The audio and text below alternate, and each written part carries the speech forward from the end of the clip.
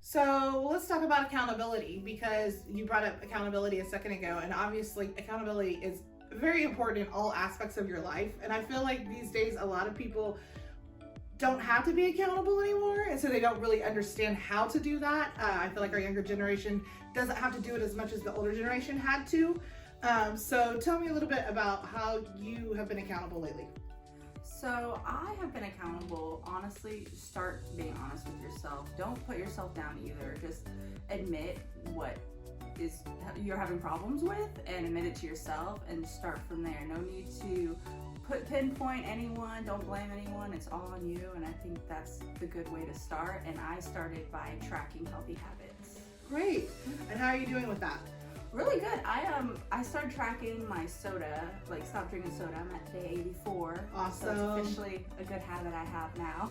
Looking back and seeing that you have tracked all that, you are able to be excited and that, look, I've done this. Like it's a feeling of like excitement, because you can physically see like, oh, this is what I did, instead of guessing like, oh, I did. But when you physically see something, it makes it way different. It's like, I did this. Mm-hmm. That's so cool.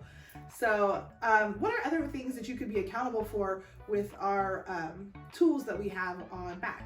So we actually have a budget calendar that you can use to keep track of all your expenses, because I think people don't budget enough. People are scared of that word, and as long as you make it like for you, you don't have to follow anyone else's plan. This is just to help you get started. I think that's a very good accountability tool that we have. That's awesome.